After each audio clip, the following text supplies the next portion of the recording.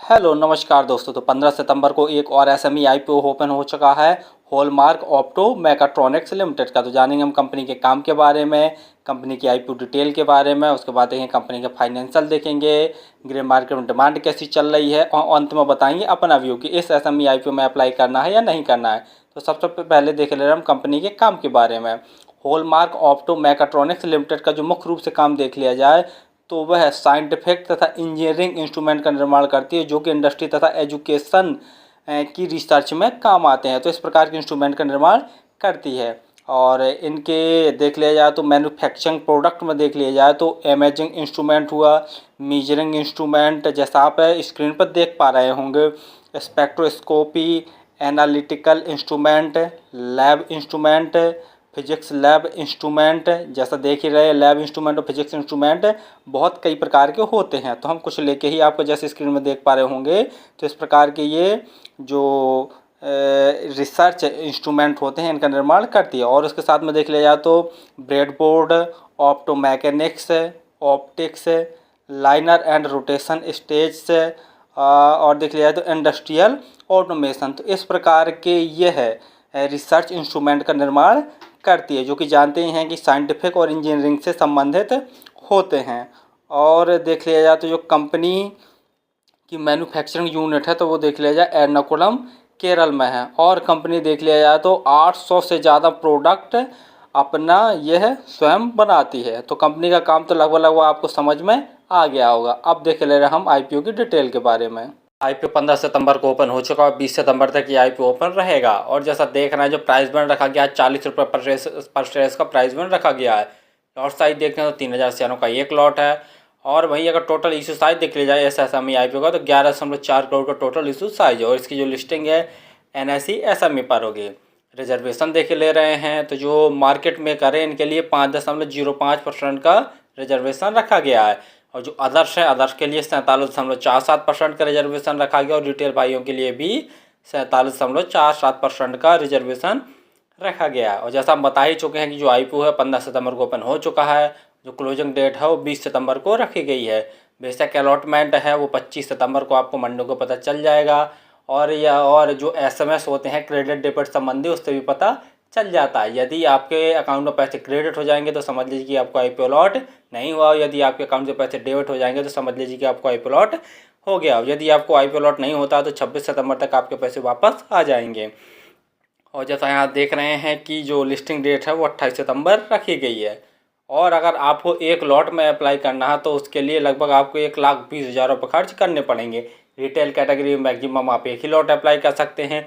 HNI category में 2 lot apply कर सकते हैं। उसके लिए आपको 2,40,000 रुपये खर्च करने पड़ेंगे। और जैसा देख रहे हैं ये शेयर होल्डिंग प्री इशू है इनका वो 27.30 है, यानी आईपीओ आने के पहले इनकी जो शेयर होल्डिंग है। और उसके बाद जो आईपीओ आने के बाद जो शेयर होल्डिंग बचेगी वो होगी 62.54, यानी देखा जाए तो शेयर होल्डिंग ठीक ही बचेगी। पी देख ले रहे हैं तो 8.08 इसका पी है। और जो पोस्ट पी है यानी आईपीओ आने के बाद इसका 11.3 पी हो जाएगा। मार्केट कैप देखते हैं 40.2 करोड़ का कंपनी का मार्केट कैप है। आरओई देखते हैं तो 0.36%, जो कि बहुत कम है। जैसा हम पहले ही बता चुके हैं जितने भी एसएमई आईपीओ होते हैं इनका आरओई तथा आरओसीई लगभग 25% से ज़्यादा होना चाहिए। तो जैसे यहाँ देख रहे हैं कि आरओई तो बहुत कमजोर है, लेकिन आरओसीई देखा जाए तो ठीक है 33% है। डेब्ट ऑन इक्विटी देखते हैं तो 0.12 है। फाइनेंशियल देखे ले रहे हैं, लेकिन उसके पहले आप हमारे चैनल को तो सब्सक्राइब कर लें ताकि आपको समय समय पर शेयर मार्केट संबंधी जानकारी, आईपीओ संबंधी जानकारी तथा एसएमई आईपीओ संबंधी जानकारी मिलती रहे। तो जैसा फाइनेंशियल हमने ओपन कर लिए, जैसा देख रहे हैं जो एसेट्स हैं साल दर साल लगातार बढ़ रहे हैं। रेवेन्यू की बात करते हैं जो ऑल अमाउंट से जैसा देख रहे हैं कि लैक्स में दिए हुए हैं। रेवेन्यू मार्च 2021 में देखते हैं तो कंपनी का 1573 लाख का रेवेन्यू था टोटल, जो कि बढ़कर मार्च 2022 में 2117 लाख का टोटल रेवेन्यू हो गया। मार्च 2023 में देखते हैं तो 2918 लाख का टोटल रेवेन्यू हो गया है।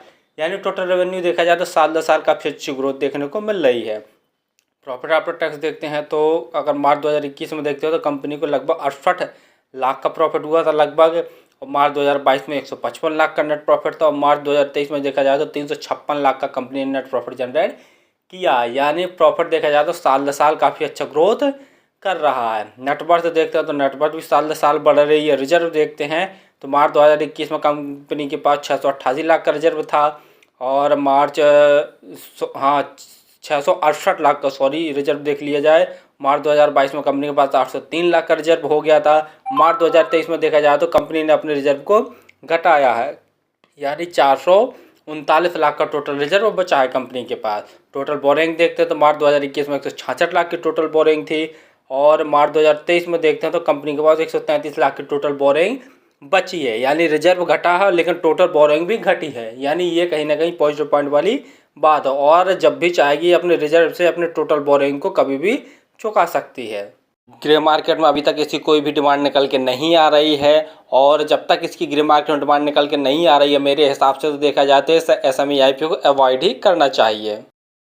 फाइनली हमने देखा कि कंपनी का जो काम है वो तो बहुत बढ़िया और हमेशा डिमांडिंग में रहने वाला काम है। जैसा हम बता ही चुके हैं कि जो साइंटिफिक और इंजीनियरिंग इंस्ट्रूमेंट होते हैं जो कि इंडस्ट्रियल तथा एजुकेशन में रिसर्च के काम में आते हैं उनका निर्माण करती है और हम बता ही चुके हैं कि किन किन जो इंस्ट्रूमेंट हैं उनका निर्माण करती है। और देखा जाए तो यह अपने प्रोडक्ट में लगभग 800 से ज़्यादा प्रोडक्ट्स का मैन्युफैक्चर करती है और यानी काम तो देख लिया जाए तो बहुत बढ़िया है। फाइनेंशियल देख ले रहे हैं तो फाइनेंशियल में जैसा हमने बताई थी कि फाइनेंशियल भी बहुत बढ़िया है। जैसा देख रहे हैं कि साल दर साल इनके टोटल रेवेन्यू में भी काफ़ी अच्छा ग्रोथ देखने को मिल रहा है और प्रॉफिट आफ्टर टैक्स में भी बम्पर ग्रोथ देखने को मिल रहा है।